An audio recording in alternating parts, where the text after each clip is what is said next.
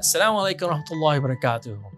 If you are a founder of a masjid, if you're on the board of a masjid, if you're part of a masjid community and you're wondering why are there so many Muslims in this neighborhood, in this city that are not coming to the masjid? Why are the Eids so packed, but yet Fajr so empty?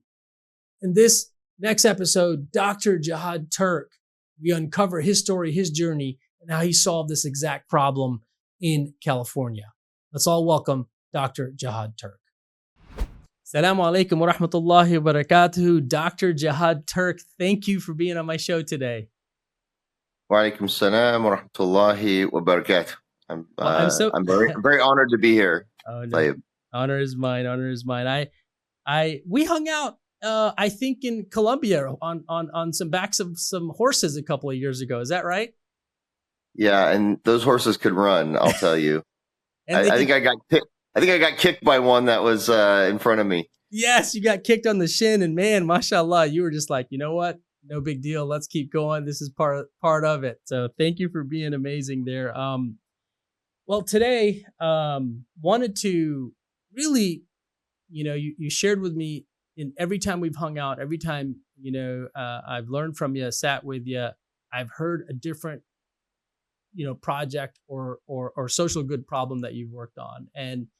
And I want to get back to the beginning, as you think about that first time you saw a problem in the community and you're like, you know what?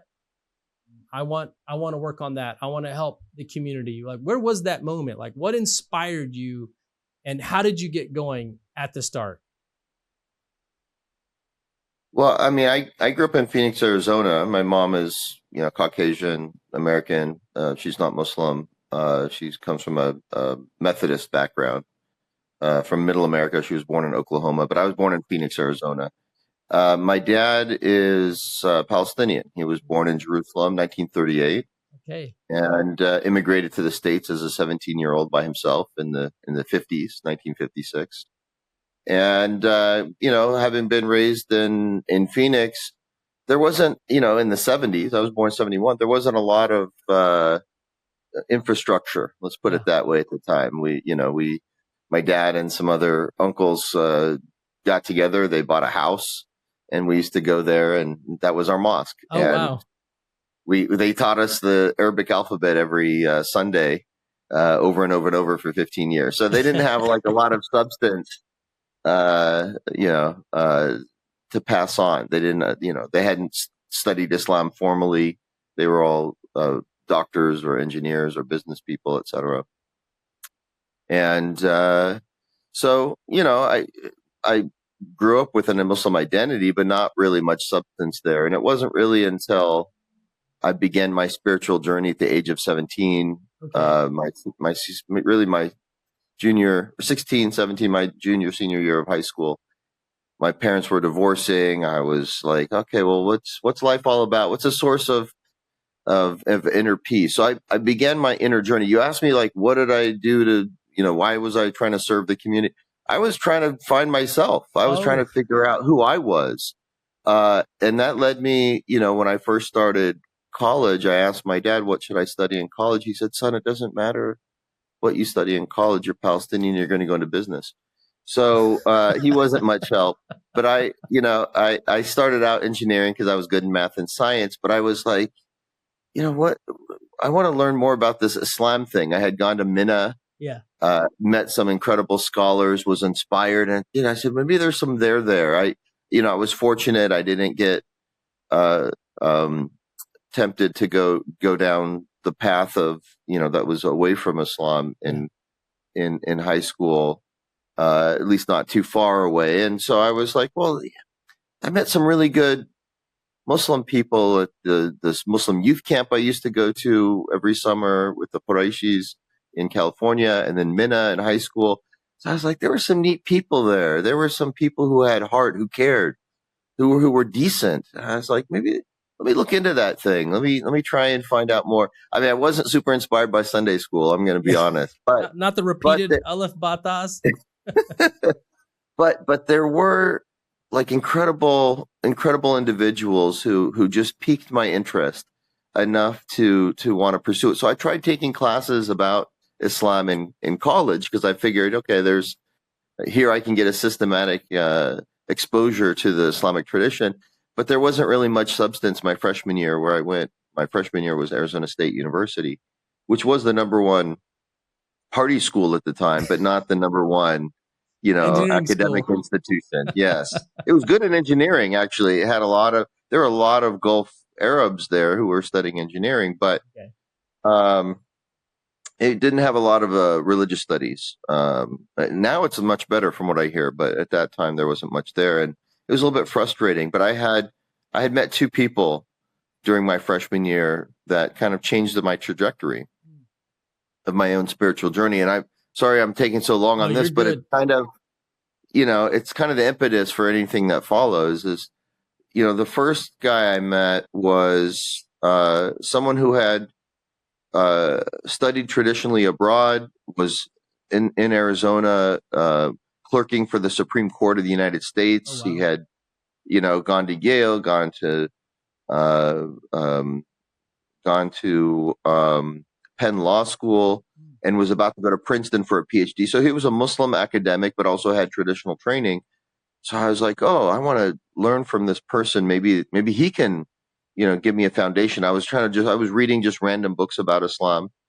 So he started giving like a weekly halaqah. Yeah. I mean, I kind of like pestered him until he agreed, but he started just for me and some, my sisters and my friend and his sister. So just like 5, 6 of us. And it was awesome. Yeah. I got sort of in that like twice a week for several hours each time. He really kind of mentored us and gave us a grounding and a foundation in Islam.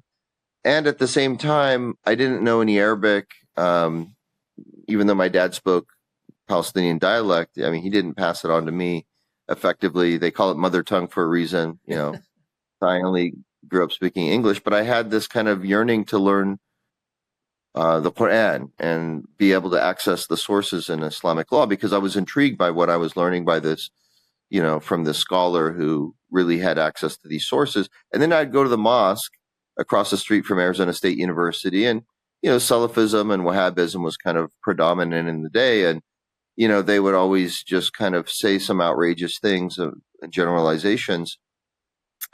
And, one time one guy said, oh, every time the word jihad is mentioned in the Quran, it means qital, period. That's all it means. So, I remember telling that to the scholar I was studying with, and he's like, here, take this gentleman, this book of Islamic law, and have him just read one page. If he can do that, I'll gift him my entire library. This guy who's making the claim. So I take him the book. I was like, excuse me, would you mind reading this for me? I don't, I can't.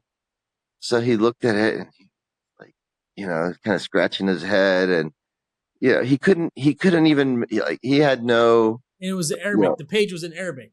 It was like a classical Arabic book of Islamic law, but it was very sophisticated Arabic, and it was philosophical. It had a lot of technical terms.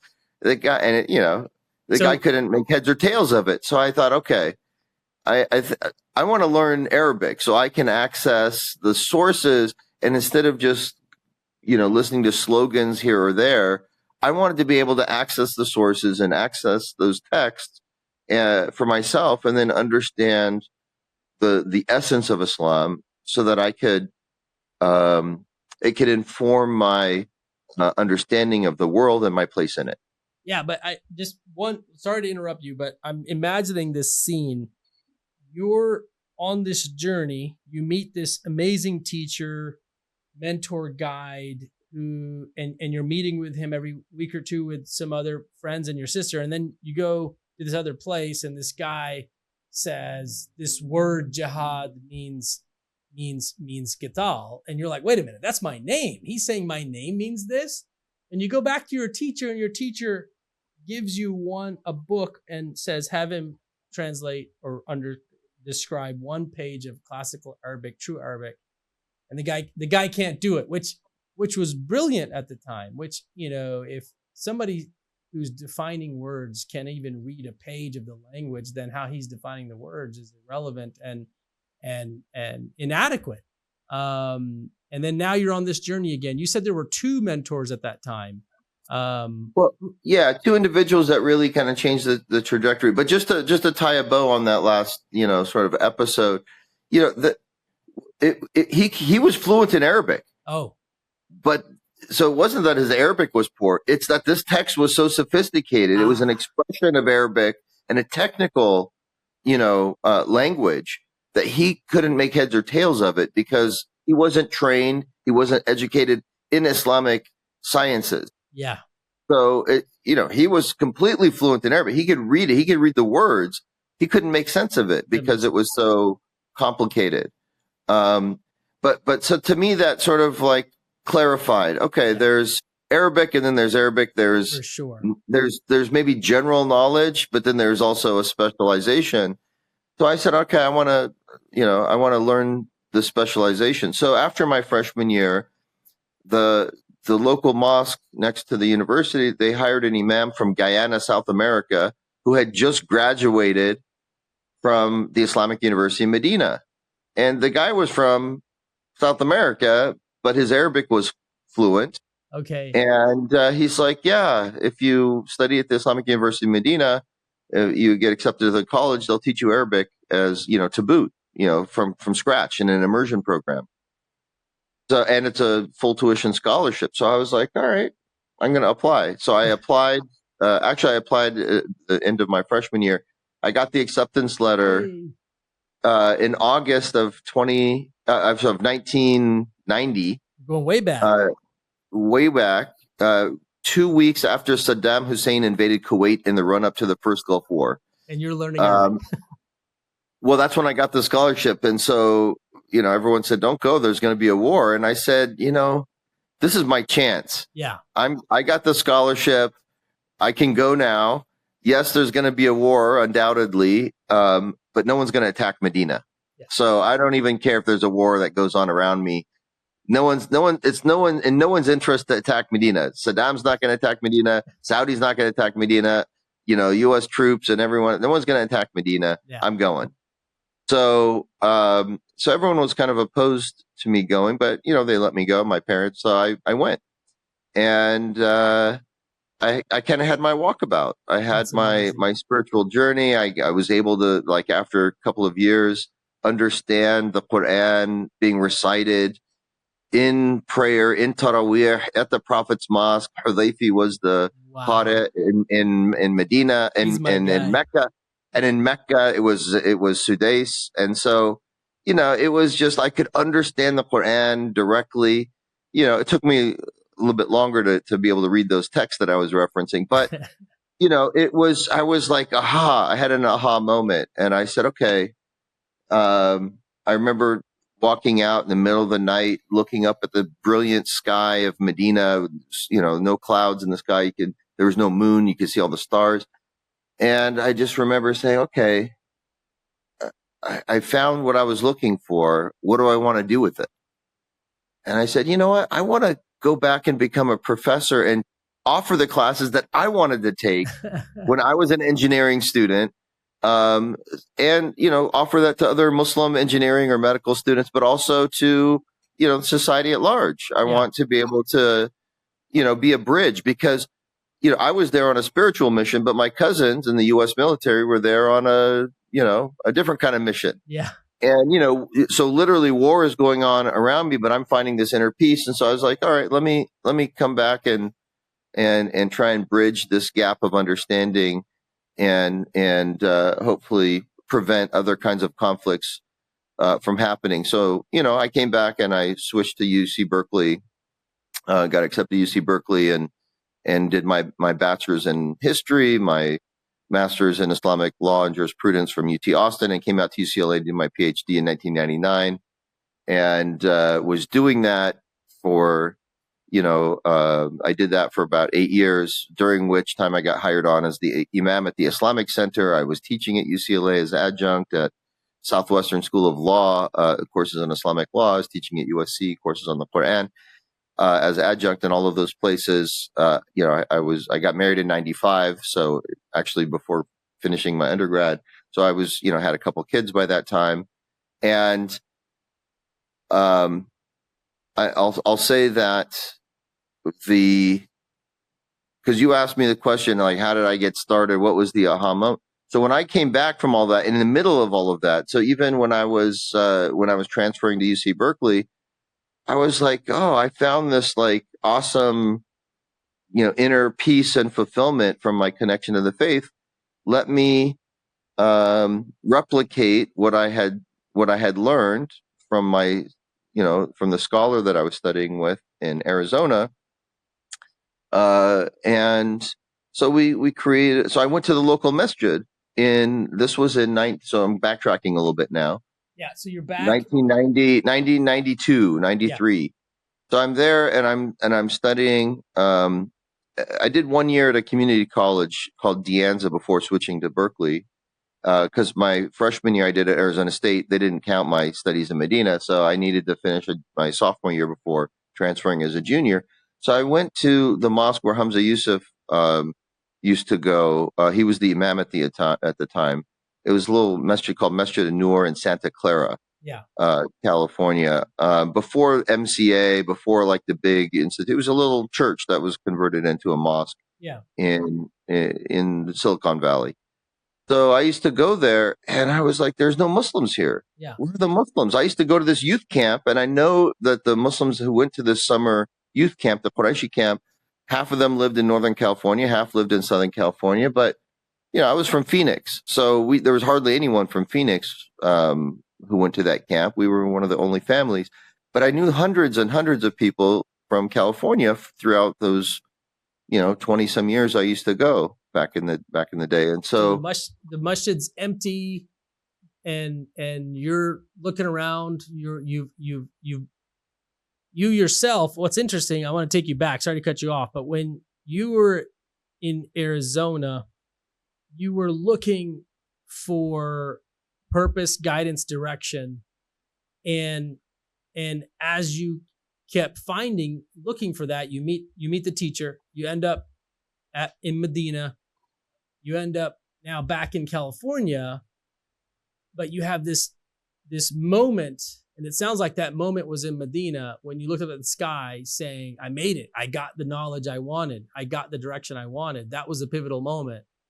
And then the key decision then was, I need to give back. I want to take this and give it back to all the other folks who are on a journey like me. And now you're at this masjid and this masjid is empty. And you're thinking, maybe I can be that person like that scholar. Is that what's happening at that time? Yeah, except the mosque wasn't empty. It was full. Oh, it was full. It was full. And I didn't recognize a single person there, except for two people, who I had met at camp,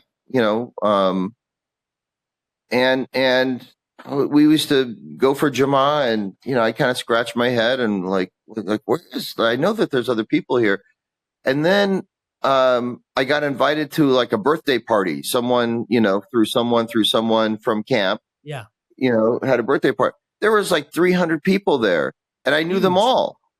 I'm like, none of these people go to the masjid. Like, what's going on? And they were working professionals. They had grown up there.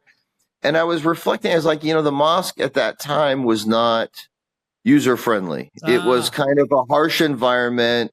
It was just very kind of a judgmental space where it just wasn't very appealing, I guess, to folks. And so I thought, that's when I had the aha moment. And I said, this is, I think I understand that, like, growing up here, the mosque wasn't very open. It was a harsh environment. There was no interaction between men and women. Not that I was like looking to I was still a young kid. I wasn't trying to get married or date or anything like that. I was just kind of, it just wasn't, it was a very, Zarina Grewal wrote a book called Islam is a Foreign Country. It was a foreign country, right? For people growing up in the United States. Yeah. So I was What's like, the well, name of the maybe book again? Sorry to cut you off. Islam is a foreign country. It's Islam about is Islam in America. It's an excellent book. okay. It was her first kind of major work. We're going to come back to that in a future show for sure. But Yes. so this masjid, the masjid's full. You can't recognize anybody. You get invited to a birthday party, and there's 300 or so people that you remember knowing, meeting from back at Amina camp, and you're thinking, man, why aren't these people coming to this masjid? It kind of lines up with today, well, Pew's research that says only 40% of Muslims ever report going to the masjid at least once a week. So there's this massive 60% of the population or more that isn't engaging regularly. So what do you do then? What are your steps then?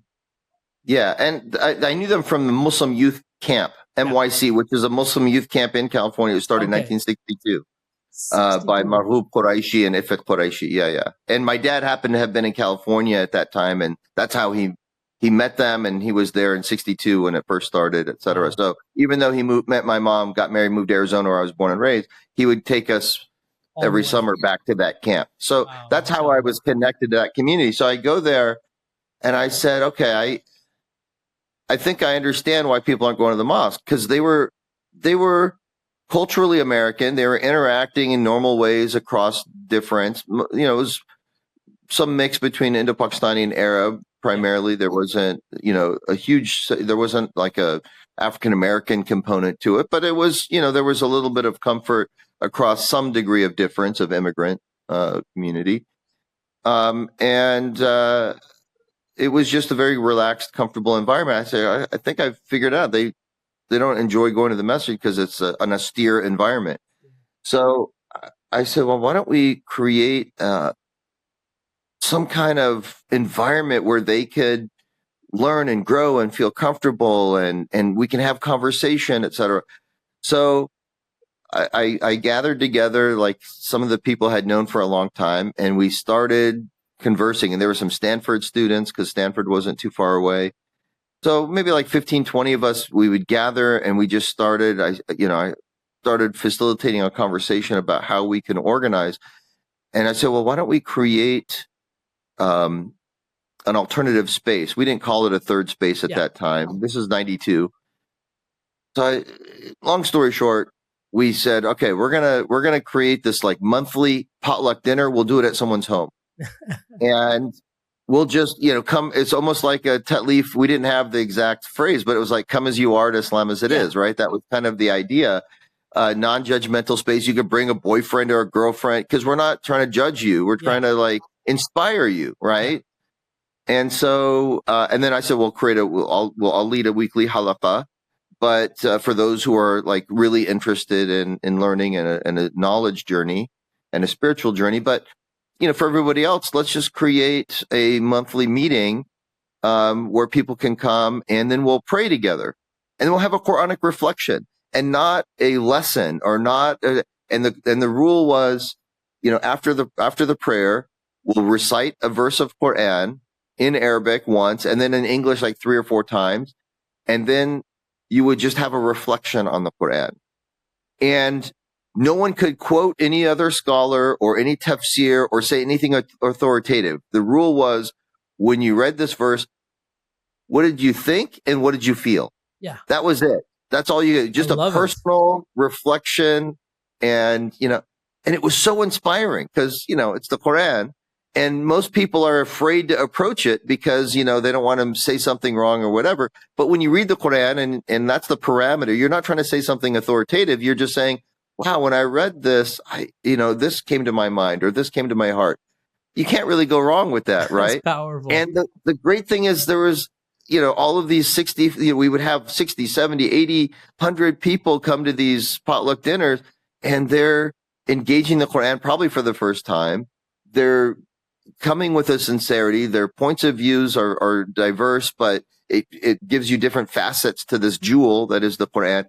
And it snowballed. It became like this, incredible thing. And then we started, Islamic networking group started out of that, because we had a training with, at that time, it was Shabir Mansouri, and we brought the accounts on Islamic education. So we started an annual retreat. We would bring like CD Hakim from, Hakim Archuleta from New Mexico and Abiquiu, to come out, Dar al-Islam. And, we bring Hamza Yusuf, we would bring Dr. Maher Hatut, but we would bring these people and we would say, give us a talk and then leave, right? Don't stay with us during our, spiritual retreats in Ramadan. We were just going to sit by ourselves afterwards and then reflect on what we heard. And we would bring sometimes very different perspectives. And then we would, everyone's educated, a lot of engineers, a lot of doctors, a lot of, I was actually on the younger side. Even though I was leading it, I was on the younger side.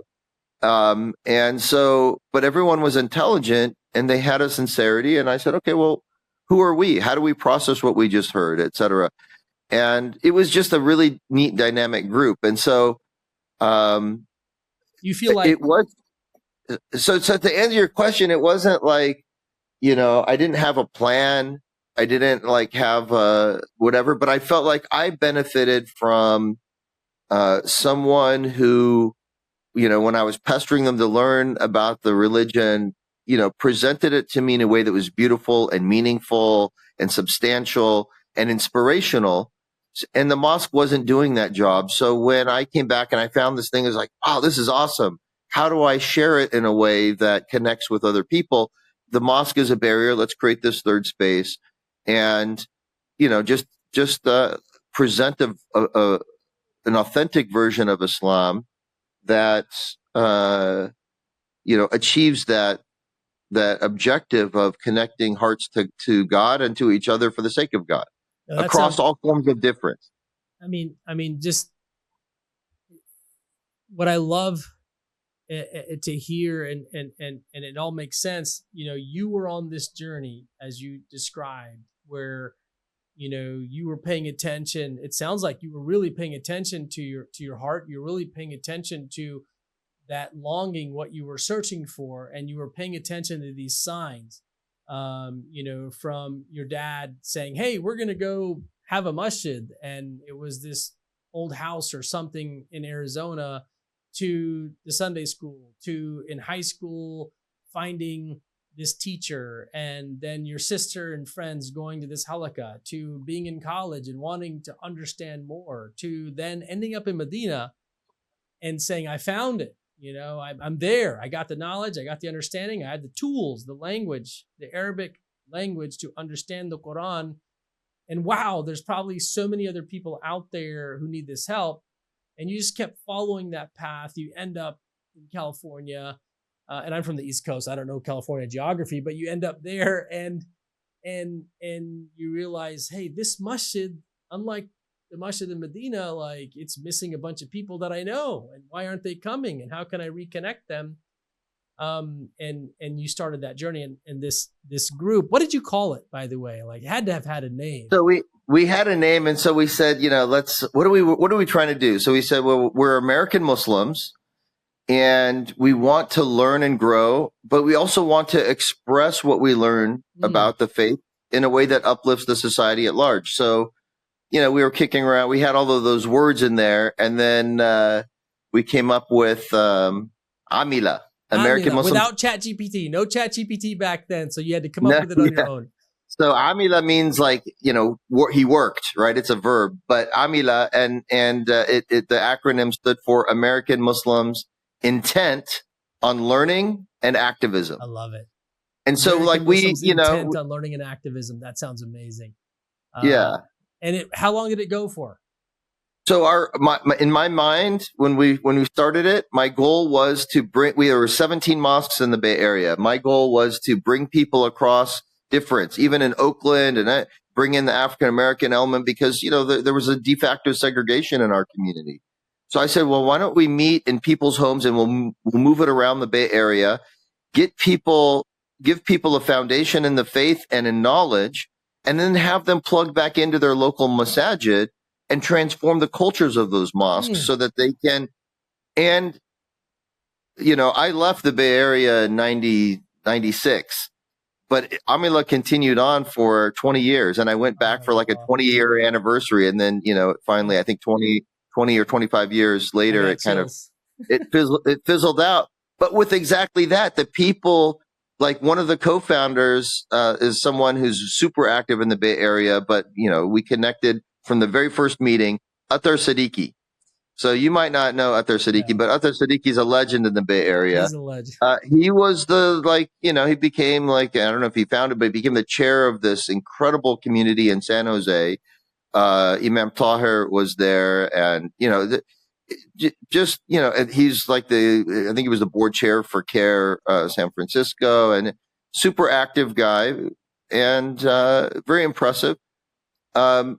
Others became active at MCA community, where used the old Hewlett Packard, that Masjid Noor, that little mosque that was a church.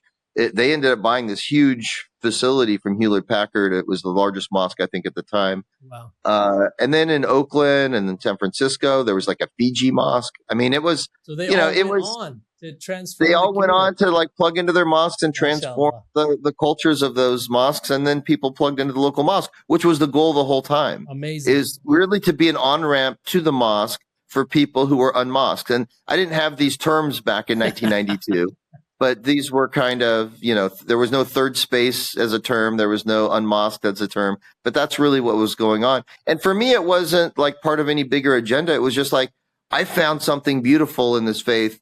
How do I help my people who I can relate to from these youth camps, who don't find inspiration at the mosque, not feel intimidated or interference, or how can they feel ownership of their faith and not cede it to people who approach Islam in a way that's too harsh or too Salafi or too whatever, but they're sincere. But how do we give an on-ramp and a sense of ownership and direct connection to the faith with enough sort of a foundation of knowledge of self, knowledge of the Quran, knowledge of the Sunnah, where they have enough confidence to then step up and try and contribute some way as a leader in the community and shaping the community. Jihad, it's been amazing. Your founder's journey, your founder's story is so powerful and inspiring. I want to ask you one last question, maybe some advice for our audience, and then I want to get you back out on the show because I want to hear more about when you were an imam of a masjid. So that was you building a pipeline of talent to transform an entire community and fill these masjids and change the culture of masjids. But then in the next show, and I wrote it down, in the next show, I want to come back and hear about when you were empowered as the imam of that masjid. And then later, mashallah, you also founded a graduate school. So we've got to get you back on the show a couple of more times. But for the listeners today who are hearing my dear brother, mentor, teacher, leader, Dr. Jihad Turk, and sort of his founder's journey. If somebody's on that journey, that young, early stage journey, what advice do you have for them as we close out? So there was a moment where this young group, part of our activism, and Muslim MPSN, Muslim Professional Student Network, it became like a mentorship for young professionals to go to DC and to plug in as into some agency to learn how to influence the halls of power, right? So that was started by Ifat Quraishi, but I was there in the first sort of cohort, and it all started from the Bosnian War, and when the Bosnian community was under attack and there was an arms embargo, they weren't able to defend themselves. So we went to Congress. I went to Congress as this 20-year-old kid with Ifat Quraishi and a group of other people. And, had already started Amila. So a group of Amila members had gone as well.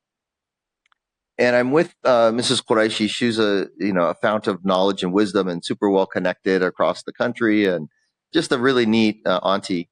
So we were there going to lobby Congress to try and get them to lift the arms embargo, let the Bosnians defend themselves. Freudian slip there. And then we get in the elevator in one of the buildings, congressional buildings, and she introduces me. She says, "Oh, this is, by the way, this is a high-powered consultant who's a longtime friend." He charges thousands of dollars for his consultations, but he's such a good friend. You, as a kind of up and coming community leader, you can ask him one question for free, pro bono. What's your question? So I said, give me advice. I'm trying to start this, Amila, I'm trying to start this community and lead it, etc. What advice would you give me? And he gave me the best advice ever. And this is what I'm going to leave you with. All right. Can't wait. He said, I forgot what he said. No, I'm just kidding. He said, your role as a leader is to inspire people with a vision that is bigger than any one individual's sense of self. Like, it's bigger than any ego. It's a big vision. So it allows people to sort of put their ego aside and look for something, to be part of something bigger than themselves. Yeah. And you, as a leader, it's your job to help navigate the pathway forward for everyone so that they feel like not only do they have buy-in to that vision, but they feel progress towards that vision through steps, milestones, achieving success along the route. And what you want to look out for, and you grow the energy. Your goal is to grow the energy of the group. Wow. And what you want to look out for are vampires, chi meaning energy in Chinese. He said you want to look out for people who suck up the energy of the group through internal fighting, through egotistical kind of, focus. You want to be vigilant in protecting the group from internal and external threats, but the internal threats of people, diverting you from that path or just sucking up all the energy of the group. So that is the best advice ever. And I've used that in the various groups that I've, been part of leading over the years. Thank you for sharing your story, your journey, and thank you for passing on the advice from an elevator that you got in an elevator in Congress from an experienced, highly valuable consultant. Knowing your role as a leader is to create a shared vision that's bigger than sense of self, and helping fuel the energy so everyone feels and experiences the progress and keeps going, and protect it all from the evil chi. I love it. Dr. Jihad Turk, thank you for being on the show. We're going to do a part 2 and a part 3 because I got to hear about Southern California, the Masjid, and I've got to hear about Beyond Graduate School and everything else in between, inshallah. So we'll have you back on the show. Thank you so much for being here, and have an amazing, amazing time wherever you are, and keep making the world better. Thank you for making the world better. Assalamu alaikum wa rahmatullahi wa barakatuh.